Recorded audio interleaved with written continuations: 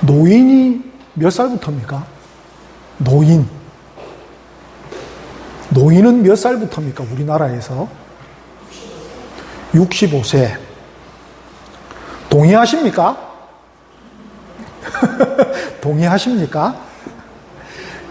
작년에 서울에 계신 분들에 한해서 뭘 해봤냐면 설문조사를 한 내용이 하나 올라왔더라고요. 몇 살부터 노인이라고 생각하십니까? 라고 이렇게 설문조사를 했는데 72.6세. 예. 그러니까 스스로 노인이다라고 생각하는 그 나이가 우리로 치면 이제 73세 정도 돼야 그게 만 나이니까 그러면 집 나이로 치면 몇 살부터란 얘기입니까? 74시나 75이나 돼야 스스로 노인이다라고 이렇게 생각한다라고 서울 시민들이 그렇게 설문을 했더라고요. 전체 인구에서 7%에서 14%가 예를 들어서 만 65세 이상이 되면은 고령화 사회라고 부릅니다. 고령화 사회. 그리고 15%에서 한 19% 정도가 전체 인구에서 그 정도의 인구가 되면 이제는 고령 사회라고 부릅니다. 고령화가 아니라 고령 사회라고 부릅니다.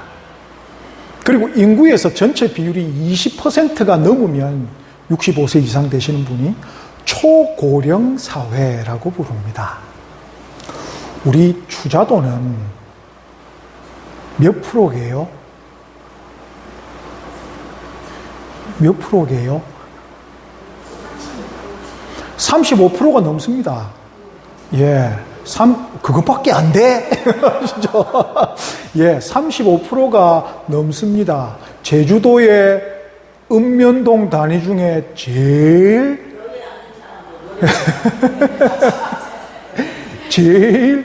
비율이 많습니다. 그러니까 추자도의 어르신 비율이 제주도에서 제일 높다는 거거든요. 1981년도에 우리나라에서는 경로우대법이 만들어졌습니다.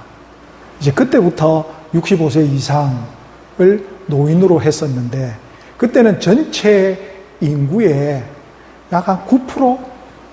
7%에서 9% 정도만이 65세 이상이었고요. 평균 어르신들 수명이 67세 정도밖에 안 됐습니다. 죄송합니다. 그때 그걸로 치면 벌써 평균을 많이 넘으셨다, 그죠? 그래도 건강히 사시는 우리 성도님들에게 하나님의 복이 영원히 임할 것을 믿습니다. 그러다가 이제 점점 연령대가 높아지죠. 그러다 보니까 회사에서 일을 하다가 은퇴하는 나이가 있습니다. 제일 먼저 은퇴해야 되는 사람들이 누구들이냐면 대기업 임원들. 50 딱 되자마자 다른 일 찾아야 됩니다. 그 다음이 공무원들 중에서도 군인들, 나이 정년이 있거든요. 나이가 몇 살 때까지 진급이 안 되면 나가야 됩니다. 그 다음에 학교 선생님과 공무원, 나이 정년이 있죠.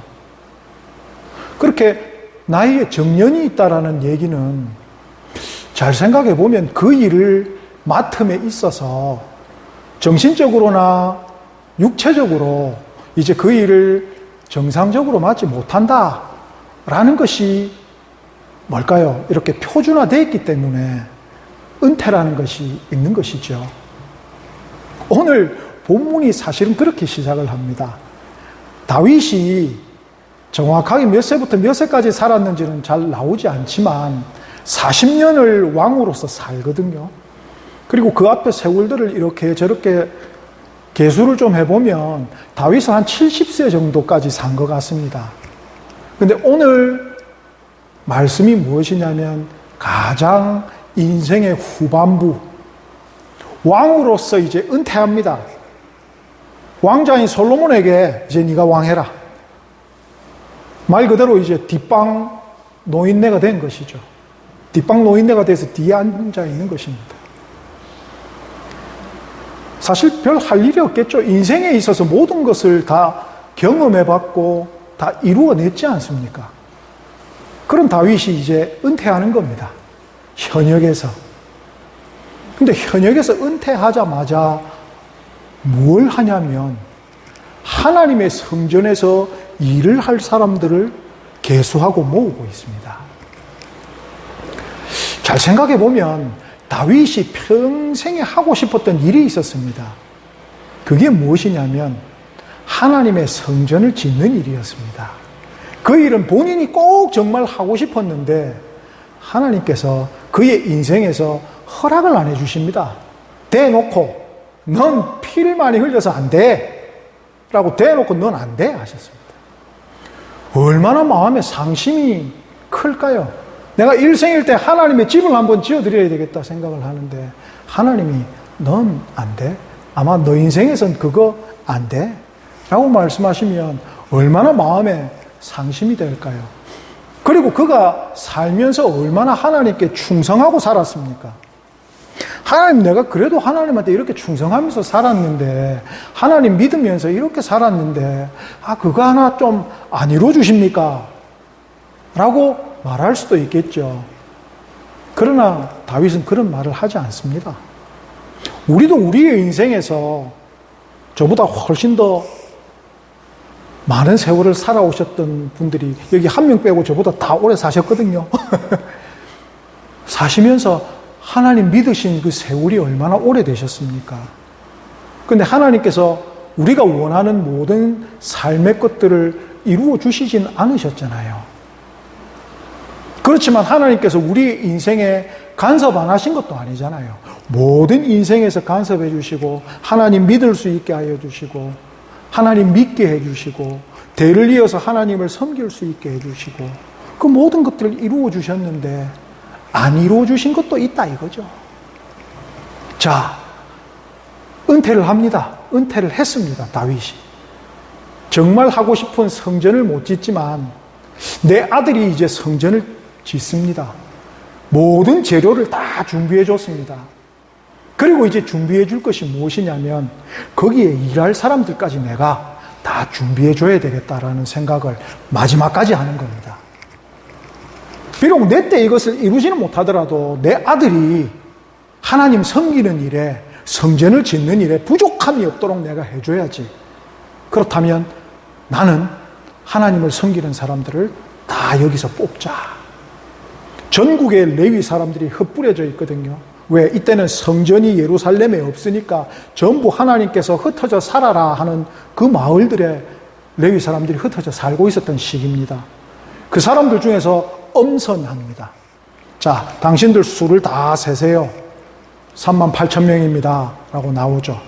그럼 그 중에서 24개의 반차를 정해서 그때마다 1년에 2번씩 올라오셔서 일주일씩 하나님께 봉사를 할 사람들을 다 뽑아 놓읍시다. 그래서 성전이 지어졌을 때 아무런 무리 없이 그대로 짓자마자 모든 일들을 할 수 있도록 우리가 준비합시다. 라고 다윗이 시작하는 것입니다. 어떻게 생각해야 될까요? 결코 뒷방 노인네가 아니죠. 그가 평생에 하고 싶었던 그 일을 자신 때 못합니다. 이루어질 수 없다라고 하나님이 확 답을 주셨습니다. 그럼에도 불구하고 다윗은 제가 안 돼도 그 일을 누군가가 한다면 제가 그 일 잘 될 수 있도록 준비하겠습니다. 라고 시작하는 겁니다. 죽을 때가 얼마 안 남았음에도 불구하고. 진짜 다윗은 은퇴한 걸까요? 은퇴 안 한 것 같습니다. 그죠? 아직 현역인 것 같습니다. 물론 늙어서 힘이 딸려서 백성들을 재판하거나 전투에, 전쟁에 나갈 힘은 없습니다.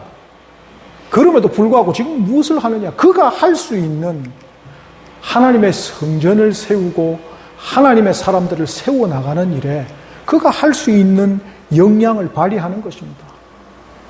누가 명령을 내린다고 이 사람들이 다 이사하고 이렇게 올 수 있을까요? 그거 할 수 있는 사람은 왕밖에 없거든요.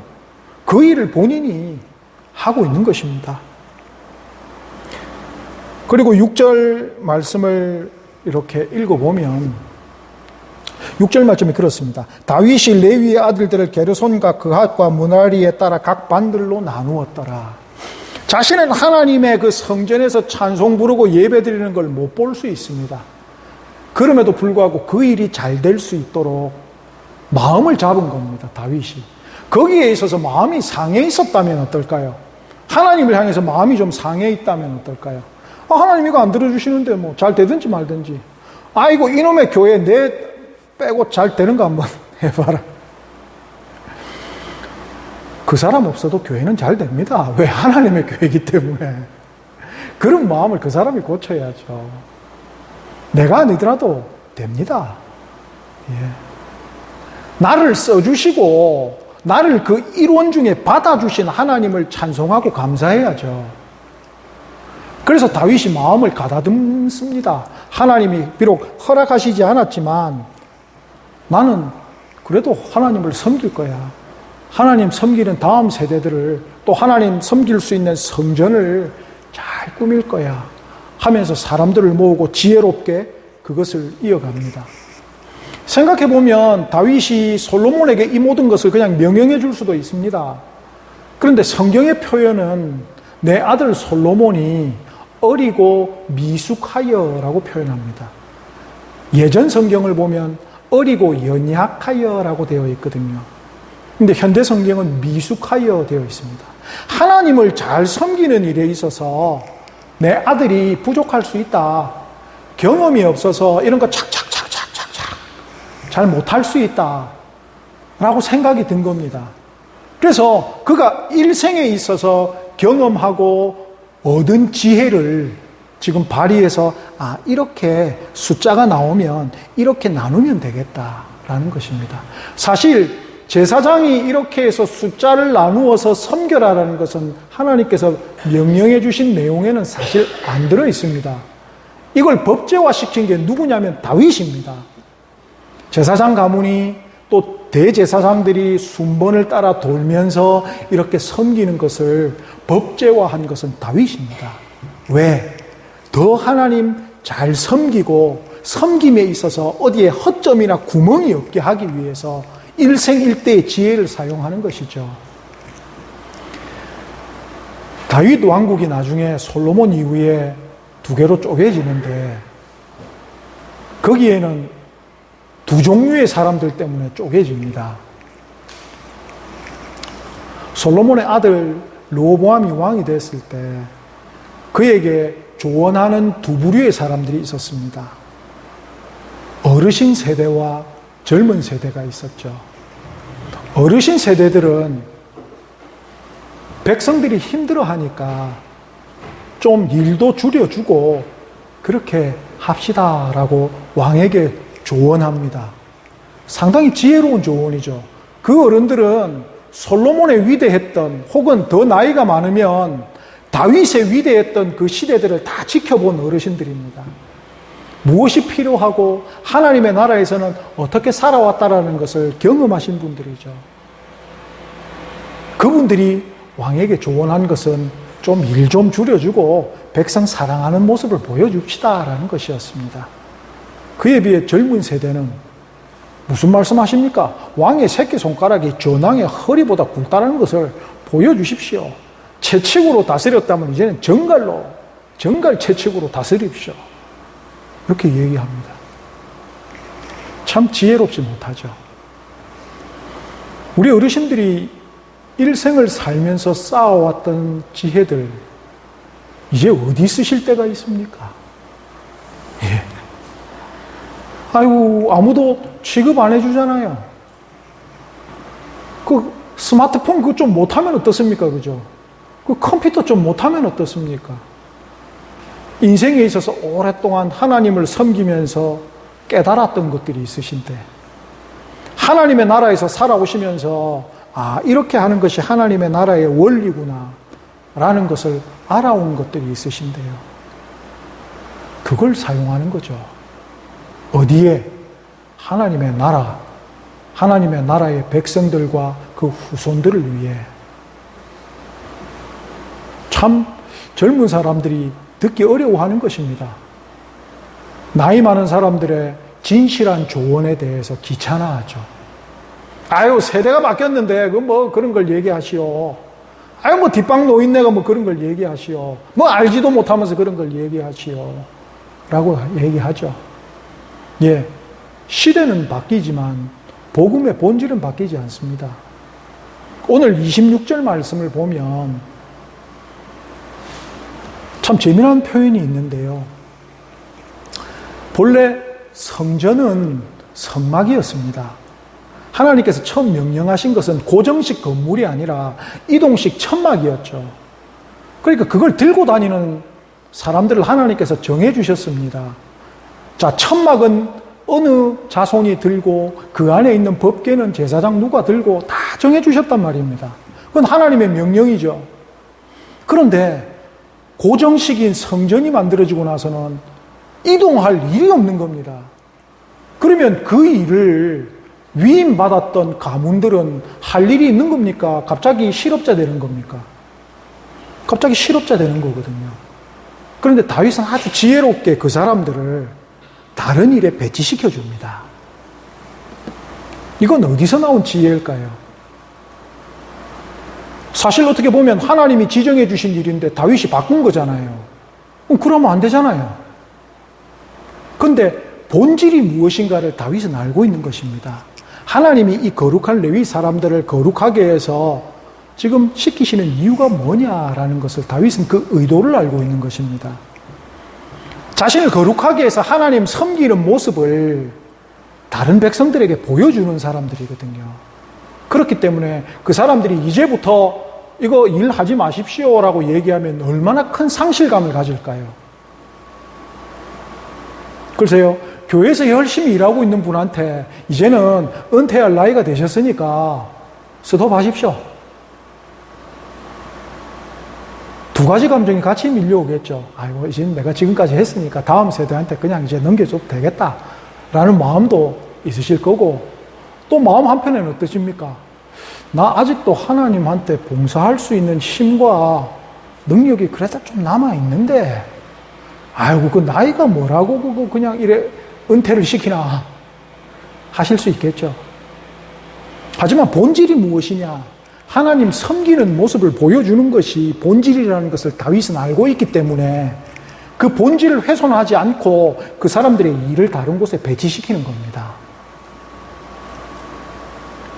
우리의 신앙생활 속에서, 특별히 어르신들의 신앙생활 속에서는 과거로부터 내려온 전통들을 잘 알고 계십니다. 물론 그 전통들 모두가 복음의 본질을 가지고 있는 것들은 아닐 겁니다. 그냥 사람들이 예의로서 만들어낸 것들도 있지요. 근데 어느샌가 한 번씩 보면 그것이 복음의 본질인 양 착각하는 경우도 있습니다. 저기 하추자에 있는 우리의 동지교회 한 교회는 코로나 마치고 나서 이제는 점심을 준비할 여력이 안 되는 겁니다. 그래서 주일 오후 예배를 늘 드리시다가 아이고 이제는 점심 밥할 사람이 없습니다 해서 그냥 주일 오후 예배를 주일 저녁 예배 저녁 드시고 나서 오는 예배로 예배 시간을 그냥 바꿔버리셨습니다. 30년 만에.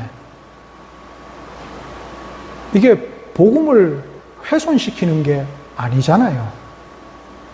교회의 필요와 사람들의 상황에 따라서 복음을 훼손하지 않고, 복음은 하나님 찬양하고 예배드리는 거니까 아침에도 할 수 있고 점심에도 할 수 있고 저녁에도 할 수 있잖아요. 복음을 훼손시키지 않는 한 그냥 오후에 하는 거, 저녁으로 시간 바꿔서 모여서 하는 겁니다. 집에서 다 저녁 드시고 일찌감치 어르신들 저녁 드시고 예배당 모시는 거죠. 서로에게 그런 미안함과 부담감 없이 하기 위하여. 이런 것들이 다 어디에서 나왔을까요? 다윗의 이런 지혜가 은퇴한 이후에 지금 다 하고 있는 일들이잖아요. 그가 70년의 삶을 살면서 하나님께서 또 하나님과 함께함 속에서 그가 가지게 된 지혜와 명철들입니다. 은퇴 이후의 삶을 사실 우리는 고민합니다. 은퇴 이후에 뭐가 가장 걱정되십니까? 라는 1번이 경제적인 게 제일 걱정되죠.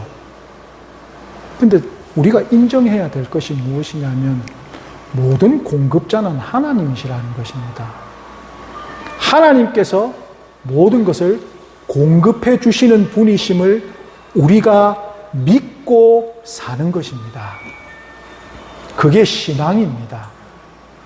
넌 뭘 믿냐라고 했을 때 하나님을 믿습니다. 하나님의 무엇을 믿냐 했을 때 하나님의 약속을 믿습니다. 그 약속 중에 하나가 내가 너의 공급자가 되어 주겠다라는 약속입니다.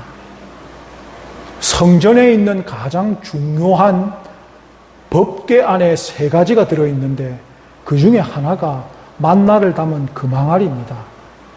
40년 동안 광야에 살면서 이스라엘이 굶은 적이 없고 옷이 헤어진 적도 신발이 다른 적도 없다라고 하셨습니다. 하나님이 공급자시니까요. 다 대부분 은퇴하셨거든요. 여기에 아직 교회 나이로는 은퇴 안 하신 분들도 계시지만, 하지만 예수 믿는 사람에게 있어서 은퇴가 있을까? 아니, 직분에 있어서 은퇴는 했지만 내가 이 은퇴 이후의 삶을 어떻게 살아볼까? 무엇을 롤 모델로 한번 삼아볼까? 오늘 본문에 의하면 다윗을 한번 따라가 보는 것입니다. 은퇴한 이후, 왕으로서 은퇴한 이후로서 하나님을 섬기는 다음 세대를 위해서 더 준비하실 수 있는, 더 모범을 보일 수 있는 세대로 사는 겁니다. 이런 말 듣고 싶습니다. 죽기 전의 신앙이 제일 깊은 신앙으로서 우리의 다음 세대들에게 그렇게, 야, 우리 부모님은 돌아가실 때까지 신앙이 성장하고 믿음이 깊어지더라. 그 얘기를 듣고 싶습니다. 왜? 그게 하나님 나라의 하나님 백성의 본질적인 모습이거든요. 하나님이 은퇴를 허락하신 적이 있는가라는 것을 성경에서 찾으니까 없는 것 같습니다. 하나님 나라에는 은퇴가 없죠. 그걸 마음에 가지고 사는 겁니다. 아이고, 내가 몸이 안 되면 내가 입으로 기도하고, 내가 이제 뭐 말이 잘 안 나오면 내가 생각으로도 기도하고, 내가 찬송이 생각이 안 나면 막 흥얼거리기라도 하겠다. 그렇게 하는 것이죠. 왜? 그게 하나님 나라의 백성의 모범으로서 다른 이들에게 보여줄 수 있는 거기 때문에 그렇습니다. 인생을 사시면서 쌓아온 모든 지혜와 명철을 이제는 하나님 나라를 위해 사용하시는 모두가 되시기를 예수님의 이름으로 축복합니다. 걱정하지 마십시오. 먹고 사는 문제, 하나님이 알아서 하실 문제고, 그건 하나님께서 약속하셨으니까 하나님 책임이죠. 하나님은 하나님답지 못한 행동을 못 하시거든요. 하나님은 약속을 성실하게 지키시는 분이십니다. 걱정하지 마시고 하나님을 위하는 그 삶을 더욱더 경주하실 수 있는 모두가 되시기를 예수님의 이름으로 축복합니다. 그렇게 사실 때 크신 하늘의 복이 우리의 다음 후손 때에 가득 넘치는 모습을 목도하실 수 있는 그런 복을 누리시는 모두가 되시기를 예수님의 이름으로 축복합니다. 기도하겠습니다.